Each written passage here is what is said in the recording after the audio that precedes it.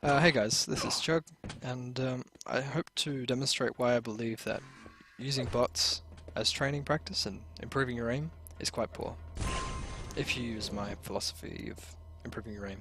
So, as a recap, my philosophy is that there are two stages. You have to find the shot, and then execute the shot. So let's say it's here. I acknowledge that it's there, I found it, and then I execute it. This controls for stage 1, you don't actually train finding it at all. This is only the execution. Only the control of moving your mouse and firing it, and, you know, firing the gun. So we'll consider whether using a bot changes, well, not changes, if there's any great advantage to using a bot under this system. So, stage 1, finding the shot. Is there any difficulty with finding a shot against this guy? Is there any great advantage over a static target? I would say no. I would say, since he's just running at me with a railgun, it's fairly predictable. Sometimes he will dodge to the side, but it's fairly sporadic and not consistent at all. He has no regard for his safety, clearly, and he doesn't behave like a human player at all. So, if you play 1,000 games of an hour long against this guy or 3 of his friends, you're not going to be able to suddenly read human players better. That's what I believe. That comes from a real experience of playing with people.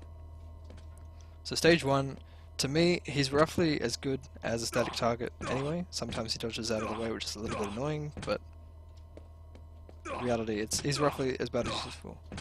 So we'll look at stage 2 now. Is there any difference? Yeah, his hitbox is massive. It extends beyond his model.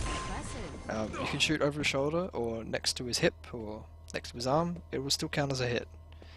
There's no standard of accuracy, and that's the real main thing, is you can't push yourself to become more accurate against such a large target.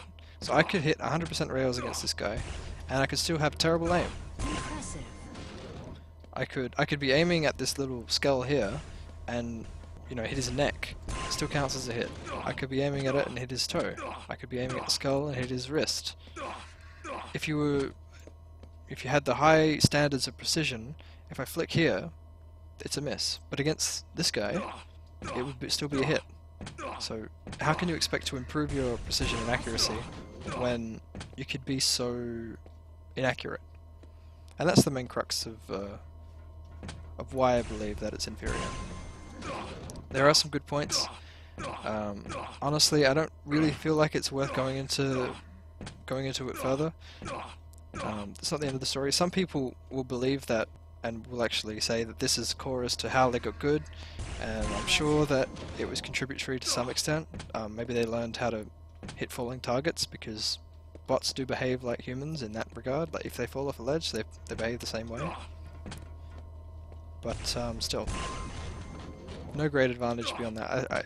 I think that the sheer size of the hitbox really detracts from the usefulness. You can't learn to be more precise. If you really restrict yourself, and you really have high standards of accuracy, and you do what I said, be smooth, be consistent, that will improve you much faster than trying to flick quickly and hit these guys, because you don't actually have to be accurate.